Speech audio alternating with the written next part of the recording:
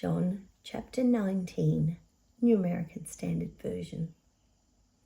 So Pilate then took Jesus, had him flogged, and the soldiers twisted together a crown of thorns and placed it on his head, and put a purple cloak on him. And they repeatedly came up to him and said, "Hail, King of the Jews," and slapped him in the face again and again. And then Pilate came out again and said to them, "See, I'm bringing him out to you so that you will know that I find no grounds at all for charges in his case." Jesus then came out wearing the crown of thorns and the purple robe. And Pilate said to them, "Behold the man." So when the chief priests and the officers saw him, they shouted, saying, "Crucify, crucify." Pilate said to them, "Take him yourselves and crucify him, for I find no grounds for charges in his case." The Jews answered him, "We have a law, and by that law he ought to die, because he made himself out to be the Son of God." Therefore, when Pilate heard this statement, he was even more afraid, and he entered the praetorium again and said to Jesus, "Where are you from?" But Jesus gave him no answer. So Pilate said to him, "Are you not speaking to me? Do you not know that I have authority to release you, and I have authority to crucify you?" Jesus answered him, "You would have no authority over me at all, if it had not been given to you from above. For this reason, the one who handed me over to you has the greater sin." As a result of this, Pilate made efforts to release him. But the Jews shouted, saying, "If you release this man, you are not a friend of Caesar. Everyone who makes himself out to be a king opposes Caesar." Therefore, when Pilate heard these words, he brought Jesus out and sat down on the judgment seat at the place called the Pavement, but in Hebrew, Gabbatha. Now it was the day of preparation for the Passover. It was about the 6th hour.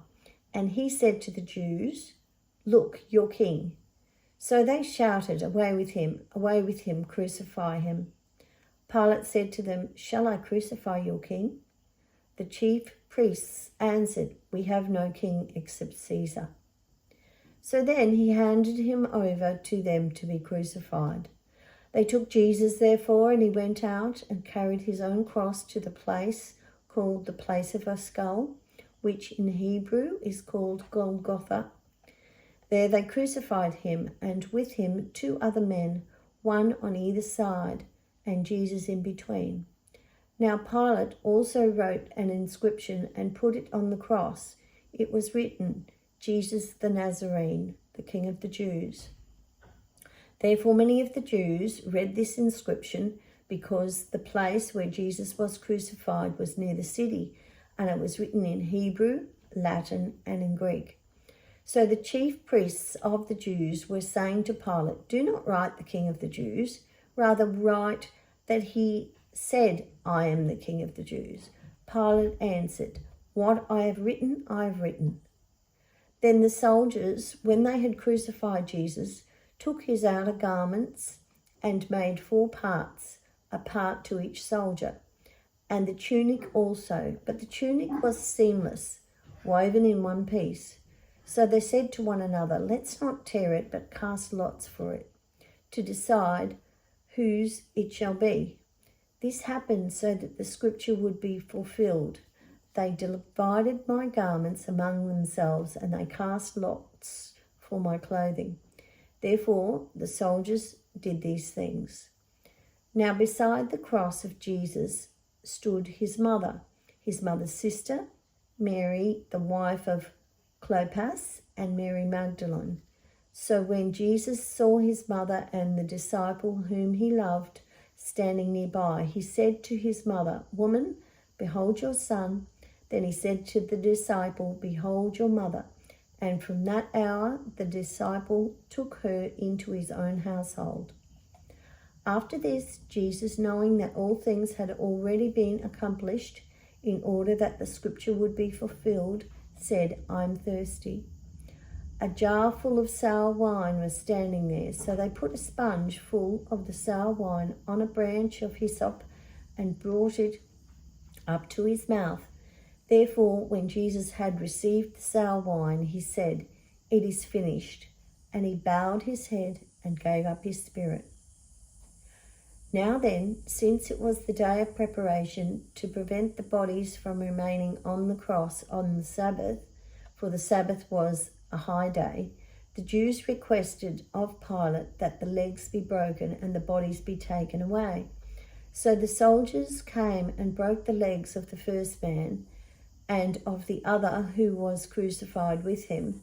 But after they came to Jesus, when they saw that he was already dead, they did not break his legs. Yet one of the soldiers pierced his side with a spear, and immediately blood and water came out.